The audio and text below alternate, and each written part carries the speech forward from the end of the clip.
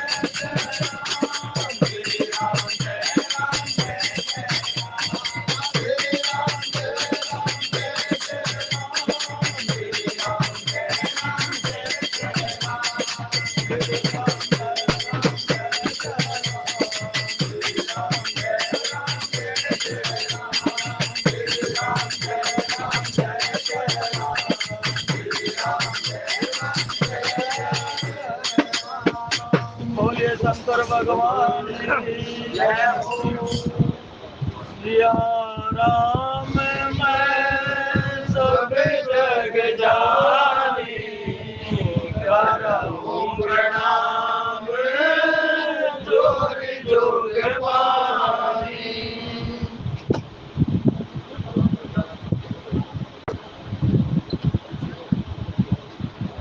सिया राम मैं सब जग जानी, करहूँ प्रणाम जोग जोग पानी। जनक सुता जग जननी जानकी, अतिशय प्रिय करुणा निधान की। तब के युग पद कमल मनावं, जासु कृपा निर्मल मति पावं। सीता राम शरण मोरे, अनुदिन बड़हूँ अनुग्रह तोरे। जेहि नाथ होए मोरा, करहूँ सुबेदी दास मैं कोरा। श्री गुरु चरण सरोज रज, निज मन मुकुर सुधार। वरनहुँ रघुवर विमल जसु, जोदायक फल चार। सियावर रामचंद्र पद जय, शंकर हरि ओम जय जय सिया। बोलिए शंकर भगवान की जय हो। आदरणीय प्रभु प्रेमियों, बड़ा ही पावन, प्रेममयी, रसमयी, करुणामयी प्रसंग। और यूं समझिए कि चित्रकूट धाम पर प्रभु श्री राम जी की लीलाओं का वर्णन कि किस प्रकार से प्रभु श्री राम जी ने अपनी वन यात्रा के ज्यादातर अवधि काल श्री चित्रकूट धाम में बिताया। उसका मतलब कोई ना कोई विशेषता तो जरूर रही होगी उस धाम के अंदर, क्योंकि प्रभु श्री राम जी ने उसको वन विहार के लिए अधिकतर समय जिस भूमि पर रहे हों वो साधारण भूमि तो रही नहीं हो। प्रभु प्रेमियों, देखिए हमने रुद्राष्टम गाया। रुद्राष्टम कोई साधारण स्तुति नहीं है। एक बात तो अपने हृदयस्थ कर लीजिए कि रुद्राष्टम कोई साधारण स्तुति नहीं है। ये काकभूषुंड जी महाराज से जब 8 अपराध बन गए, एक अपराध नहीं बना था, केवल गुरु अपराध नहीं था, वहां पर कुल मिलाकर के 8 अपराध काकभूषुंड जी महाराज से जब वो ब्राह्मण के शरीर में थे और वहां पर शिव नाम का ध्यान वो कर रहे थे शिव मंदिर के अंदर, तो उससे एक नहीं 8 अपराध बने। और ऐसे ही अपराध हम सबसे भी बनते रहते हैं। और रुद्राक्षम हम हर रोज गाते इसीलिए हैं, बड़े बड़ीलों ने जो स्तुति करने का हमें नियम दिया, क्योंकि गाड़ियों में जो स्तुति की जाती है, नित्य स्तुतियां, वो साधारण नहीं है, उनकी महिमा बड़ी अपार है। और इनको ऐसे ही साधारणता कि भाई हमें एक कर्म पूरा करना है, ऐसे मत समझना कभी। 8 अपराधों की निवृत्ति साधारण और आर्त भाव से अगर आप रुद्राक्षम गा ले, केवल कहना नहीं है, और रुद्राक्षम कोई बोला नहीं जाता, ये गाया जाता है। और गाता वही है जिसने पाया है, जिसने पाया नहीं वो गा भी नहीं सकता, ये भी विशेष ध्यान रखना। और 8 अपराधों की निवृत्ति करने के लिए 8 महात्माओं ने ही रुद्राक्षम गाया है। खाली कागभूषण जी के गुरु महाराज ने रुद्राक्षम नहीं गाया, 8 महात्माओं ने वहां पर रुद्राक्षम को गाया है। केवल और केवल कागभूषण जी महाराज ने आखिरी की जो अर्धाली है, जहां से न जानाम योगम जपम नैव पूजा, जब वो रोते रोते नहीं थम रहे, कांपते हुए शरीर से कंपन हो रही थी, कागभूषण जी महाराज थर थर कांप रहे थे शिव भगवान के श्राप से, तो सर्वप्रथम शुरुआत किसने की? सर्वप्रथम तो गुरु महाराज ने शुरुआत की। गुरु महाराज ने शुरुआत करने के पश्चात कौन आया? वहां पर पार्वती मैया ने दूसरा छंद जो गाया वो पार्वती मैया ने गाया। फिर तीसरा छंद गाया जो गणपति भगवान जी ने गाया, और चौथा छंद कार्तिकेय भगवान जी ने गाया, 5वां छंद नंदीश्वर भगवान ने गाया, और छठा छंद भागीरथी की पुत्री गंगा जी ने गाया, और 7वां छंद माता सरस्वती ने गाया। और जब सातों ने ये सातों छंद गा चुके, और जब देखा कि कागभूषण जी महाराज थर थर कांप रहे हैं, कंपन हो रहा है, अश्रुपात हो रहा है, वो अपने शरीर की शुद्ध तक भूल चुके हैं, तब सभी ने प्रार्थना की कि हे कागभूषण जी आप कृपा अब गाइए। कह रहे मुझे तो कुछ आता नहीं, लेकिन कह रहे आपको गाना पड़ेगा, आप गाओगे तभी पाओगे। और जब इतनी सभी ने सातों ने जब विनती की उस ब्राह्मण शरीर धारी कागभूषण जी महाराज से, तब रोते रोते थिरकते होठों से, इतनी स्पीड से नहीं जितनी हम गाते हैं, बिल्कुल आर्त भाव से, आर्त भाव होकर के जब उसने गाया, न जानाम योगम जपम नैव पूजा, न जानाम योगम जपम नैव पूजा। तो इस प्रकार से आर्त भाव करते हुए कागभूषण जी महाराज ने जब गाया, और फिर जो लास्ट का जो श्लोक हम सब गाते हैं, रुद्राक्षम इदम प्रोक्त विप्रेण हस्तोक्ष ये पठन्ति नरा भक्ता तेषां शंभु प्रसिद्ध थे, ये 8 ने मिलकर के गाया। जब 8 ने मिलकर के स्तुति भगवान शंकर को समर्पित की, तब भगवान शंकर का क्रोध शांत हुआ, और तब जाकर के उस श्राप को वरदान में कन्वर्ट किया। तो प्रभु प्रेमी, स्तुति इतनी आसान नहीं है, हम पलों में स्पीड में गा लेते हैं। और स्पीड में गाने का अर्थ आज सबने आपने देख लिया कि हनुमान जी का आह्वान करना ही भूल गए हमारे संचालक महोदय। कथा प्रारंभ करने से पहले जब तक हनुमान जी महाराज का आह्वान नहीं करोगे तो कथा में त्रुटियां होने की पूरी संभावना रहेगी भाई। और उसी का नतीजा रहा कि हम भी विचलित हो गए, क्योंकि मन में तभी से चल रहा था कि ये हुआ क्या, आज क्यों हुआ। कोई ना कोई हमारे भी आप कर्म रहे होंगे, और हो सकता है यही रहा हो कि हमने स्तुति को ऐसा बना दिया कि शायद फिल्मी तर्ज पर भी इस इतनी स्पीड से कोई गाना ना गाया जाता हो जितनी स्पीड से हमने भगवान की स्तुति गा दी। और जितनी स्पीड से गाएंगे आप ध्यान दे करके सुनना, कोई आधे से ज्यादा अक्षरों का अनर्थ का अर्थ का अनर्थ। पहली बात तो हमें संस्कृत में पारंगत हासिल नहीं है, हो सकता है किसी को हो, हमें तो नहीं है। पहली बात तो हमें संस्कृत आती नहीं, क्योंकि उसमें गलती तो ऑटोमेटिक स्वाभाविक होती है हमसे, हम आराम से भी गाएंगे तब भी गलती होती है, लेकिन भगवान को जब विनती करके गाएंगे तो वो गलतियां माफ भी हो जाती हैं। लेकिन जब इतनी स्पीड से गाएंगे तो स्वाभाविक है कि अगर 10 गलती होनी होंगी तो वो 50 भी हो सकती है। तो प्रभु प्रेमियों स्तुतियां जब भी गाओ थोड़ा सा ठीक ठाक गाएं तो ज्यादा बढ़िया। बाकी आप सभी ज्ञानी महात्मा हैं, सावधानी हटी और दुर्घटना घटी और यही याद हुआ।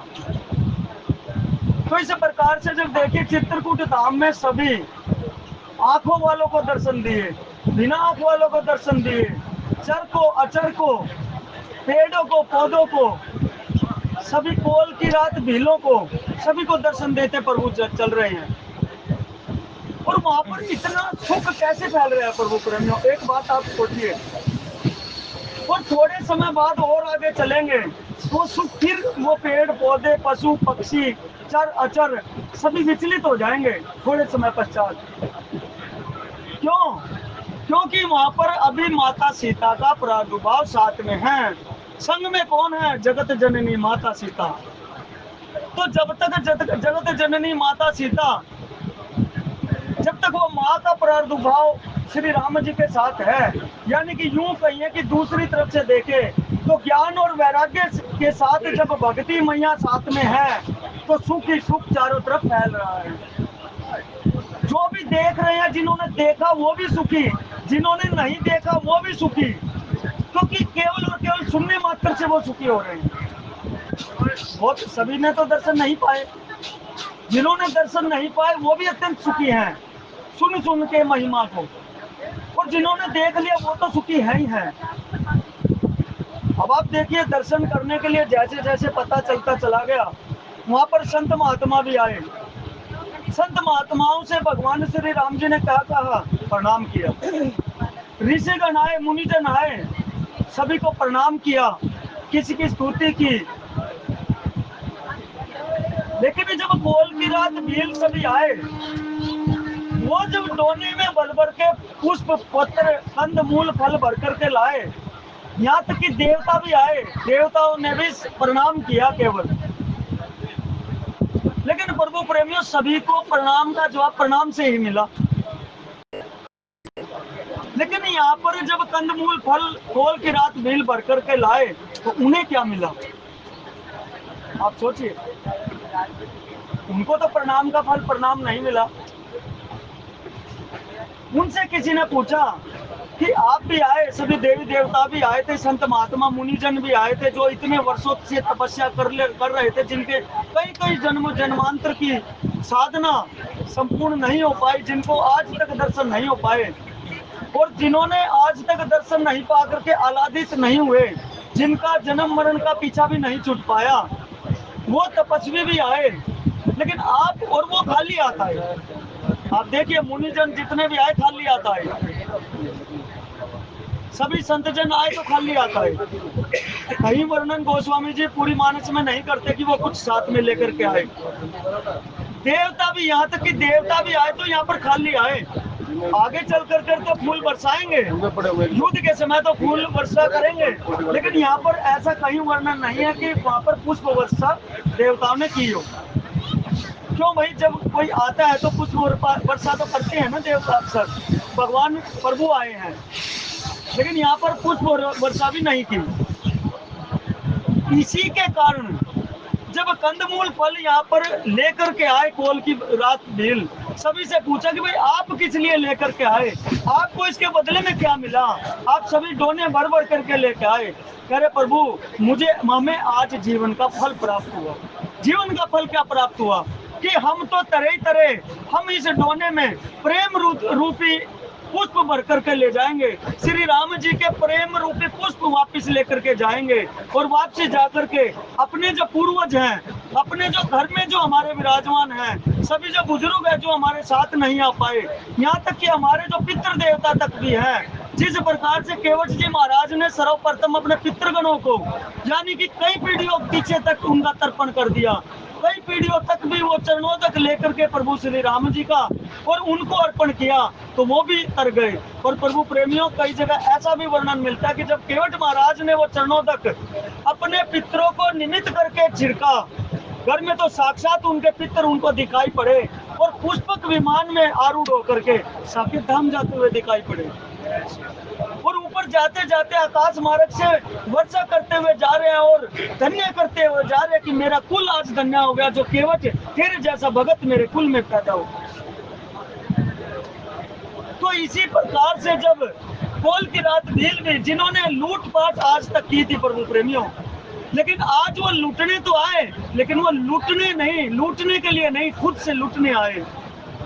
खुद से लूटने के पश्चात क्या होता है, जब देखिए आप स्वयं किसी से कुछ लेते हैं ना, तो आपके मन में शायद कोई शांति हो, लेकिन जब आप किसी को कुछ दे देते हैं तो आपके मन में ज्यादा शांति होती है कि भाई मेरे से कुछ तो चला गया। चलो, जब आप किसी को दान देते हैं, किसी की मदद करते हैं, किसी भी तरीके से मदद करते हैं, तो आपको अंदर से बड़ी शांति मिलती है।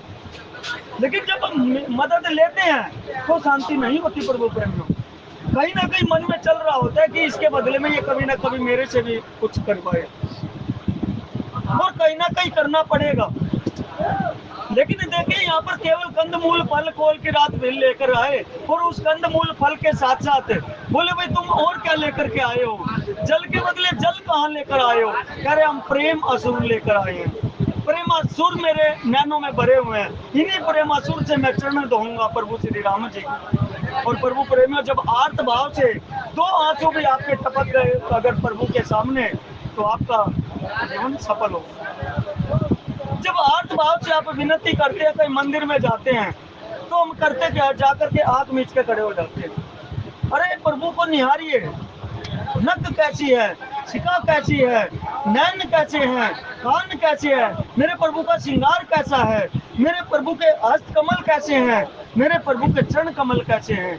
निहारिए। क्यों निहारिए? क्योंकि जब आप सर्वांग निहार देंगे, तो जब आप वहां से चले भी जाएंगे या बहुत दिनों बाद जब आप कभी अकेले में भी बैठे होंगे, तो किसी न किसी अंग का आपको स्मरण मात्र भी हो गया, तो आपको सुकृत हो सकते। आप हर रोज तो नहीं जा सकते ना कहीं वृंदावन, चित्रकूट धाम या कहीं अयोध्या जी, हर रोज तो हम नहीं जा सकते, लेकिन जब भी जाएं तो वहां से कुछ अंदर बिठा करके लेके आए। अगर पूरे का पूरे श्रृंगार को अगर आप अंदर बिठा ले तो इससे बढ़िया तो कोई बात ही नहीं।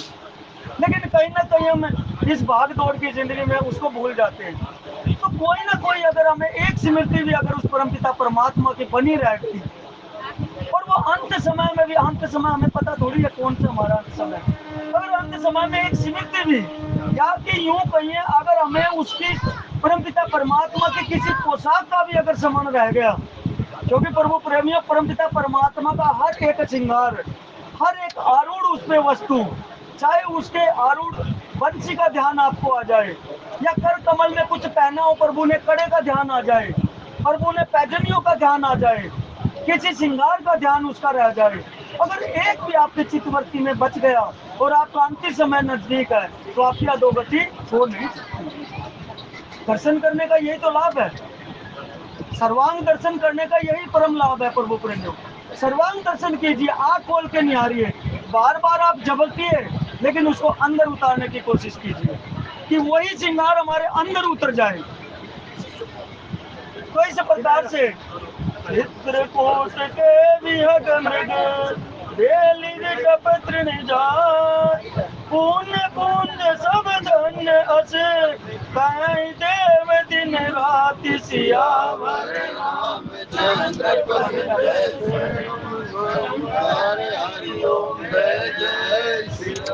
चित्रकूट के पक्षी, पशु, बेल, वृक्ष, तृण, अंकुर आदि सभी जातियां पुण्य की राशि हैं और धन्य हैं देवता जो दिन रात ऐसा करते रहते हैं। और प्रभु प्रेमियों अब कहते हैं कि भाई आंख वाले श्री रामचंद्र जी को देख करके जन्म का फल पा करके शोक रहित हो रहे हैं। और यहाँ पर बिना आंख वालों का जिक्र भी हुआ कि भाई जिनके आंख नहीं है वो भी अच्छे से सुख पा रहे हैं। क्यों पा रहे हैं सुख? बिना आंख वालों को कैसे पता लगा? क्योंकि माता सीता साथ में है। एक बार की बात है, सूरदास जी के पास भगवान श्री कृष्ण पहुंचे और पहुंचने के पश्चात उन्होंने विनोदी भाव में कहा कि महात्मन श्री जी तो आइए, श्री जी को प्रणाम करो। और सूरदास जी ने तुरंत जवाब दिया कि मेरी श्री जी आई नहीं है। अरे आपको तो आंख भी नहीं, आपको कैसे पता कि श्री जी नहीं आई है? कहते प्रभु मुझे पता है, आप नटखट हो, मेरे साथ मजाक मत करो। कहते क्यों ना मजाक करूं, श्री जी खड़ी है। कह रहे नहीं खड़ी। कह रहे पक्की बात है? कह रहे पक्की बात है। कह रहे आपको कैसे पता? कहते श्री जी अगर आती तो सर्वप्रथम वो कुछ भी नहीं करती, मेरी आंखों पे हाथ फेरती और मुझे दिव्य चक्षु देती। क्योंकि जब भी श्री जी मेरे पास आती है तो मेरे हाथ फेरती हैं और हाथ फेरती मुझे दिव्य चक्षु से अपने दर्शन करवाती है। और आज अगर श्री जी आती तो ऐसे खड़ी नहीं रहती। कहते ऐसे कैसे हो गया? करे ऐसे ही है। करे लगी सर? करे लगी सर। बताइए कि मैं अभी श्री जी को बुलाता हूँ। करे ठीक है। करे अगर ऐसा हो गया तो मैं आगे से आपके साथ खिलवाड़ नहीं करूंगा। तो सूरदास जी कहने लगे कि ठीक है, अब बुलाइए श्री जी को, आप देख लीजिए। मेरी श्री जी अगर आते ही मुझे सर्वप्रथम कुछ नहीं कहेंगी, आपसे भी बात नहीं करेंगी, आपकी तरफ भी नहीं देखेंगी, सीधे आएंगे और मुझे दिव्य चक्षु प्रदान करेंगी। कहते ठीक है लगे सर। उन्होंने आह्वान किया भगवान श्री कृष्ण ने कि हे श्री जी पधारिए कृपा कीजिए। और श्री जी आई, कृष्ण जी की तरफ देखा तक नहीं माता ने, और जाकर के सर्वप्रथम सूरदास जी के वरदस्त पहनाया, और जैसे पहनाया तो तुरंत उनके दिव्य चक्षु हाजिर। और दिव्य चक्षु होते ही माता को निहारा, प्रणाम किया, चरणों में साष्टांग प्रणाम किया, और इसके पश्चात यूं मुड़ के श्री राम जय राम जय जय राम, श्री राम जय राम जय जय राम, श्री राम जय राम जय जय राम, श्री राम जय राम जय जय राम, श्री राम जय राम जय जय राम, श्री राम जय राम जय जय राम। तो श्री जी ने श्री कृष्ण जी की तरफ देखा तक नहीं, आते ही केवल सर्वप्रथम जाकर के सूरदास जी को जाकर के आंखों पे हाथ फेरा, और तुरंत उनको दिव्य चक्षु आए, और तुरंत उन्होंने चरणों में प्रणाम किया। और जब चरणों में प्रणाम हो गया तब जाकर के मुड़ के श्री जी कहते हैं कि हाँ श्री कृष्ण बताइए क्यों बुलाया मुझे? कहते अब तो हो गया काम, आपने सर तरा दिया मेरे को, अब क्या काम करूँ? तो प्रभु प्रेमियों ये प्रेम के सारी चीजें हैं। जब प्रेम आपका इतना बढ़ जाता है तो भगत को पता होता है कि मेरी श्री जी आई है कि नहीं आई है, क्योंकि श्री जी सबको बिना सोचे समझे। सूरदास जी कहते हैं कि आपका तो बहुत नाम पुकारना पड़ता है, लेकिन मेरी राधे रानी का सिर्फ प्रेम से एक बार नाम पुकार दो तो वो तो हाजिर हो जाती है, और बिना कहे उससे कुछ मांगने की हमें जरूरत नहीं होती। मेरी दयालु कृपालु इतनी माता है कि वो बिना समझे, उनको पता है क्या चाहिए क्या नहीं चाहिए। अब प्रभु प्रेमी आप सोचेंगे कि सूरदास जी के तो जन्मांत थे वो तो, लेकिन प्रभु प्रेमियों जब भी श्री जी आती थी तो उनको दिव्य चक्षु से अपने दर्शन करवाती थी, और जैसे ही चली जाती थी ये सूरदास जी ने उनको बोल रखा था चरणों में प्रणाम करके कि मेरी एक ही विनती है, मैं इस संसार को नहीं देखना चाहता, मुझे केवल और केवल आपके दर्शन मात्र के लिए मुझे दिव्य चक्षु चाहिए, नहीं तो मुझे इस संसार की ये लोलुपता माया रूपी लोलुपता नहीं चाहिए। अरे क्यों नहीं चाहिए? आप ये संसार इतना सुंदर है, अरे इसमें तो करोड़ों अरबों लोग इसमें भ्रमते फिरते हैं, तो आप भी जरा इसका पान कीजिए। अरे मुझे पान करने की आवश्यकता नहीं है, मुझे केवल और केवल माता आपके चरणों का दर्शन करना है। मुझे तो त्रिलोकी का सुख यहाँ बैठे बैठे मिल रहा है, तो मुझे इस धराधाम के सुख का क्या करना है? इस माइक सुख का मुझे कोई मतलब नहीं रहता। तो प्रभु प्रेमियों इतने ही केवल दर्शन करते हैं और उसके पश्चात आँखें बंद हो जाती थी। तो इस प्रकार से यहाँ पर सुख इतना फैल गया। क्यों सुख फैल गया? दूसरा कारण देखिए, राम जी क्या है? ओ आनंद सिंधु सुख राशि, करते तेरे लोक सुखासी।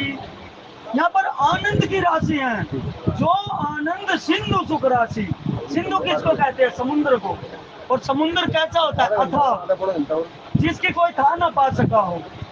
तो इतना आनंद उस परम पिता परमात्मा के पास है जिसकी आज तक कोई था ही नहीं है, जिसकी था को कोई नाप नहीं पाया, जिसकी गहराई को कोई नाप नहीं पाया, जिसकी लंबाई चौड़ाई को कोई नाप नहीं पाया। तो ऐसे अथाह समुद्र से भी अथाह ऐसे प्रभु के पास सुख का धाम की पिटारी है, जो कभी खत्म होने का नाम ही नहीं ले सकती।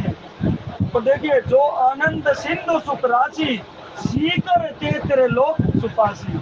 सीकर किसको कहते हैं? आप सभी ने देखा होगा, जब छोटे छोटे बागों में ना फुहारे लगते हैं, फुहारे आप सभी जानते होंगे, कईयों ने देखा होगा। और फुहारे में बीच में एक छोटा सा यंत्र लगता है प्रभु प्रेमियों, जिससे पानी की मिहिम मिहिम बूंदे होकर के और फिर चारों तरफ उसको बिखेरा जाता है। सीकर, कई जगह पर सीकर उसको भी बोला जाता है कि भाई इतने से जल उसमें आया, अगर वो एक जगह उड़ेलेंगे तो सारे आसपास में सभी पोषित नहीं होंगे पेड़ पौधे। तो सीकर उस यंत्र को लगने के पश्चात वो छोटी छोटी महीन बूंदों में होकर के और चारों तरफ बिखेरा जाएगा। तो इसलिए वो चारों तरफ बिखेर करके वहां पर सुख प्रदान करता है, क्योंकि जब सूखे पौधों में जो जल आएगा, जब हरी भरी फसल में, वो सूखी हुई फसल में अगर पौधे में पानी आएगा तो हरियाली अपने आप आ सकती है, यानी कि वो सुख मान जाता है। जब हम भी कोई सुख जीवन में आ जाता है तो हम भी फूलना शुरू हो जाते हैं। वो कहते हैं ना, जब मायूस चेहरा देखते हैं तो बोलते हैं भाई क्या दिक्कत है आपको, कभी हालचाल पूछते हैं तो कहते हैं ना भाई क्या दिक्कत है, आपका चेहरा उतरा हुआ है।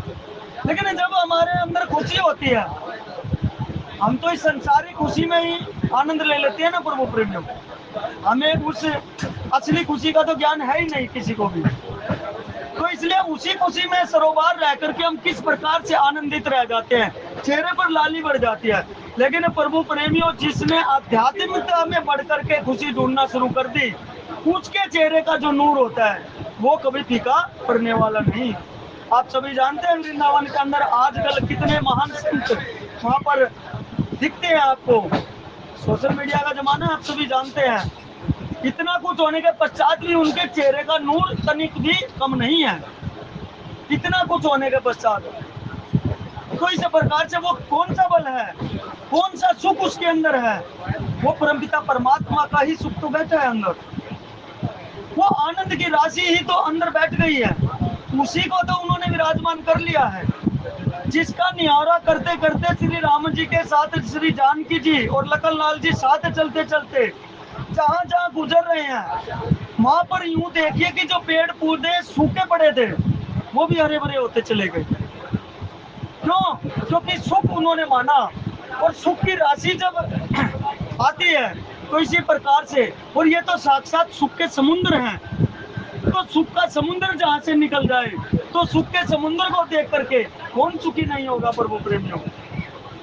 तो इस प्रकार से आगे चल करके कहते हैं, है पयोदिता जी अवध बिहाई, जह सिया लखन राम रहे आई, कही न सकई सुषमा जसि कानन, जो सत सहस होई सहसानन।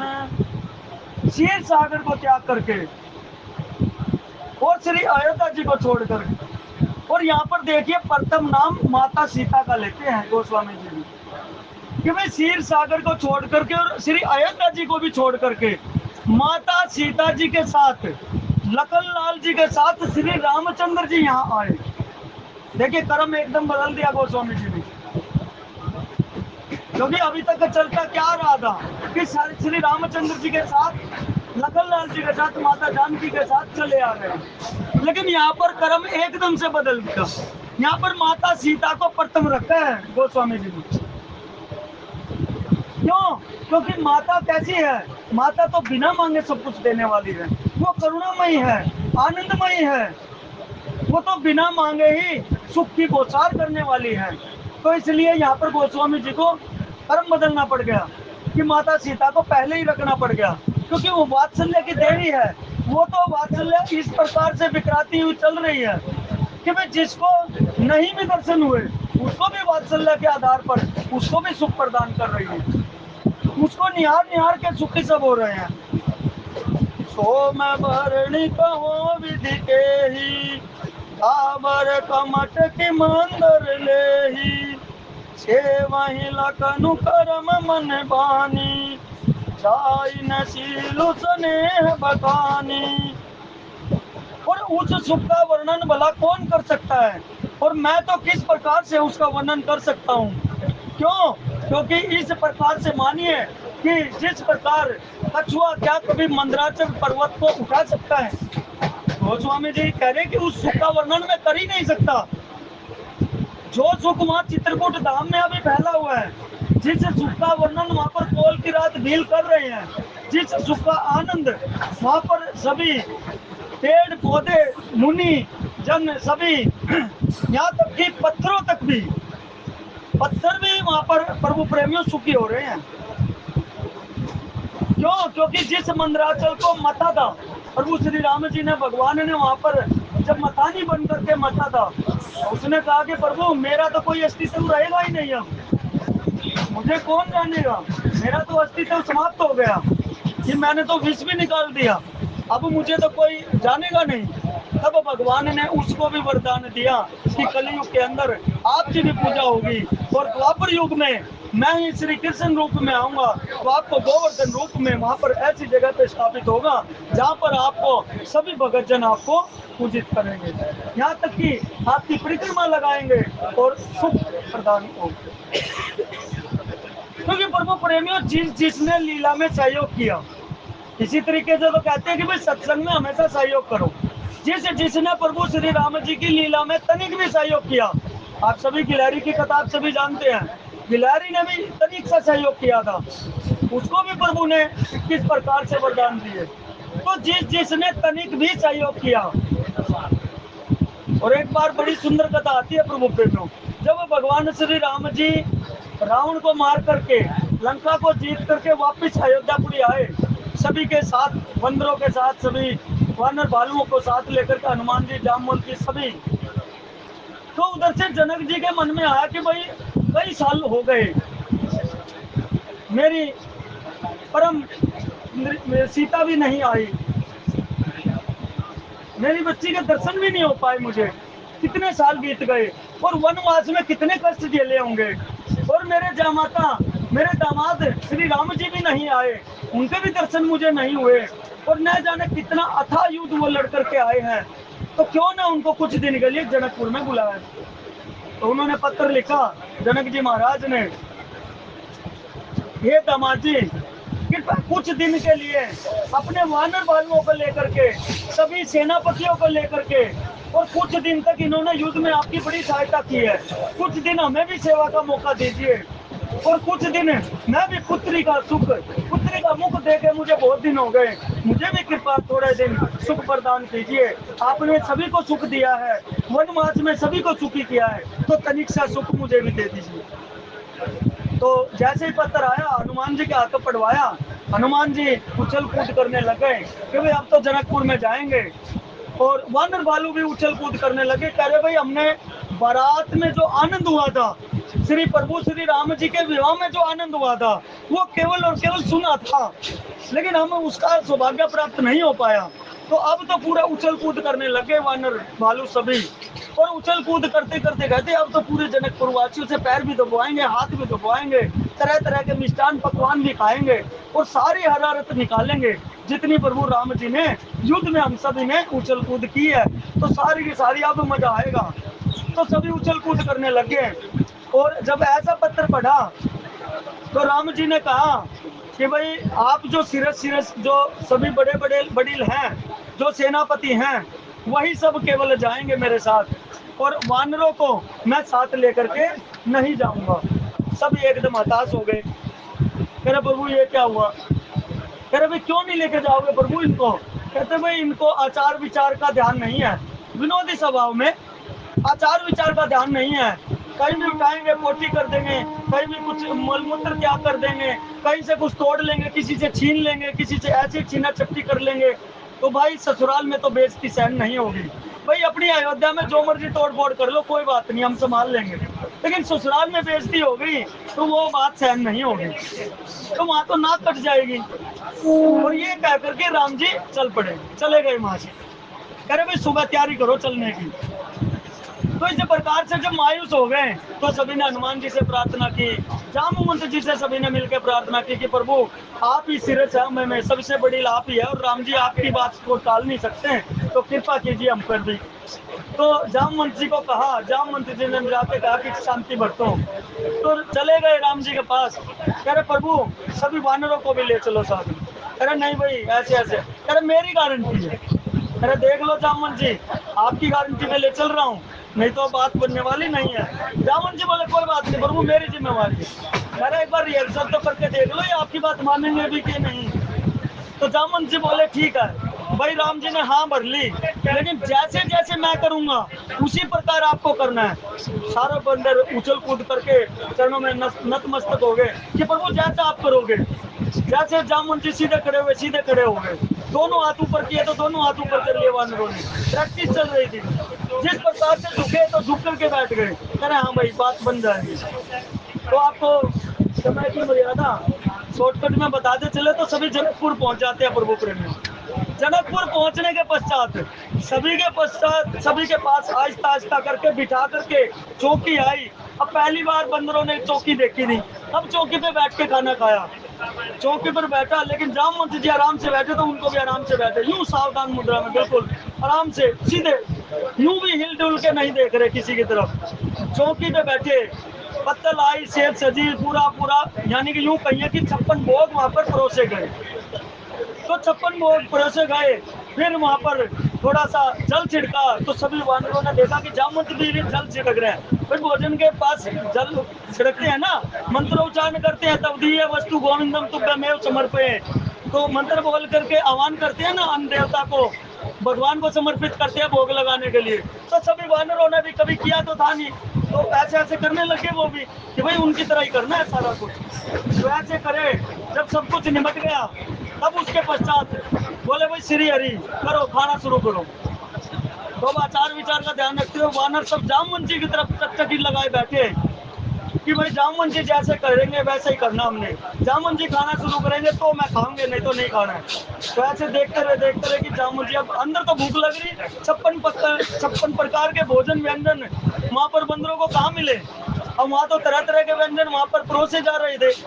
उनको देख करके वैसे मुंह में पानी आ रहा था बंदरों के कि कब ये सब निपटे और हम शुरू करें। तो जामवंत जी ने आराम से शुरू किया, थोड़ा थोड़ा खाना शुरू किया।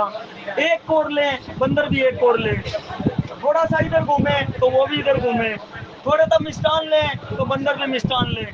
जिस जिस प्रकार से जामवंत जी महाराज करते चले गए वैसे वैसे करते चले गए। और फिर वही हुआ जिसका डर था। क्या होता है, फल भी रखते हैं ना प्रभु प्रेमी, तो फल रखे हुए थे। फल क्या रखे हुए थे, आम। आम रखे हुए, जामवंत जी ने देखा कि भाई हाँ आम तो बड़े रसीले हैं, चलो इसी को खाते हैं पहले। उन्होंने आम उठाया, सभी बंदरों ने भी आम उठा लिया। अब वो थोड़ा सा दबाया, अब जामवंत जी महाराज इतने भयानक, उन्होंने दबाया तो वो गुठली निकल के फुर। अब जामवंत जी महाराज ने सोचा कि भाई यहाँ पर रावण तक तो यहाँ पर निकल के भागे नहीं इन हाथों से, और ये साला गुठली कैसे भाग गई। तो जैसे ही गुठली उछल के भागी, जामवंत जी महाराज उछल पड़े उसको पकड़ने के लिए। और भाई इतनी देर में क्या था, सभी बंदरों ने भी उसको दबाया दोनों हाथों से, और उनकी भी गुठली, भाई गुठली उछलनी चाहिए, जामवंत जी महाराज कहीं नाराज ना हो जाए हमसे। गुठली नहीं उछलेगी तो काम बनेगा नहीं, जामवंत जी महाराज सजा देंगे। उन्होंने जोर से दबाया तो वो गुठली भी इसी प्रकार से उछली, और जामवंत जी महाराज जैसे उछलने के लिए, पकड़ने के लिए उछले, सभी फिर क्या था, सभी वानर उछलने लग गए उसको पकड़ने के लिए। भाई गुठली नहीं छूटनी चाहिए। और प्रभु प्रेमियों, जैसे खील माल पुआ जो भी था, वो खीर उसके ऊपर, वो उसके ऊपर, वो उसके ऊपर, फिर तो छीना झपटी। और यहाँ तक एक जगह वर्णन ये भी है कि जनक महाराज के सामने जो परोसा हुआ था, सब वानरों ने उसको उठा करके फेंक दिया। और सब लीपा पोती, सब जो वहां पर महिमा मंडन जो पहले हो रहा था वो सारा खीर मंडित हो गया, सारा इधर उधर सब उछल कूद कर दिया। और वहां पर जामवंत जी महाराज सर पकड़ के बैठ गए, भाई अब तो कल्याण हो गया। लेकिन प्रभु प्रेमियों, जनक महाराज ने कहा ये राम जी, और राम जी बिल्कुल मायूस हो गए। लेकिन जनक जी महाराज ने कहा कि नहीं राम जी, आपको मायूस होने की जरूरत नहीं है, इतना आनंद तो पहली बार जनकपुर में हुआ, इतना आनंद मुझे आया। और सभी जनकपुर वासियों को इतना आनंद जो आपके वानर वालों ने दिया, इतना आनंद तो कभी आया ही नहीं हमें। यहाँ तक कि आपके विवाह के समय भी इतना आनंद नहीं आया था। और उठा करके गले से लगाया, हृदय से जब लगाया, तो प्रभु प्रेमियों, जामवंत जी महाराज के हृदय में भी एक बात उत्पन्न हो गई। जामवंत जी महाराज चुपचाप खड़े हो गए। जब राम जी ने देखा, क्योंकि वो तो सबके घट घट में बैठे हुए हैं, जब राम जी ने देखा कि जामवंत जी कुछ सोच रहे हैं, जाकर के पूछा कि प्रभु क्या बात हो गई, आप क्यों उदास हैं? अरे प्रभु, मैं भी सोच रहा था कि जिस प्रकार से जनक जी महाराज ने अपने दामाद को गले लगाया, यानी कि आपको गले लगाया, कभी क्या मेरी भी इच्छा ऐसी पूरी होगी कि मैं भी आपको अपने दामाद के स्वरूप यानी कि पुत्रवत आपको मैं गले लगा सकूं? तो वहीं राम जी ने हृदय की बात समझी।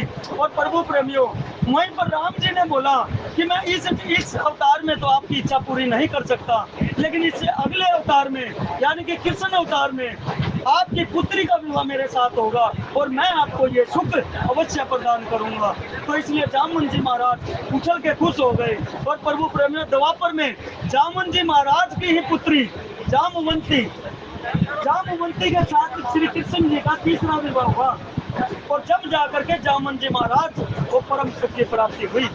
तो इसलिए प्रभु प्रेमियों, राम जी की लीला में किसी भी प्रकार से किसी ने सहयोग किया तो वो भी परम धाम को प्राप्त होता है और उसकी मनोकामना भी हमेशा पूर्ण होती है। इसलिए प्रभु प्रेमियों, चलते रहिए, सत्संग में सहयोग करते रहिए और आज के जो भी भाव प्रकट हो पाए वो माता पार्वती और भगवान शंकर के श्री चरणों में प्रदान करते हुए गुरु जी के लिए मैं क्षमा प्रार्थी। बोलिए जय सिया राम।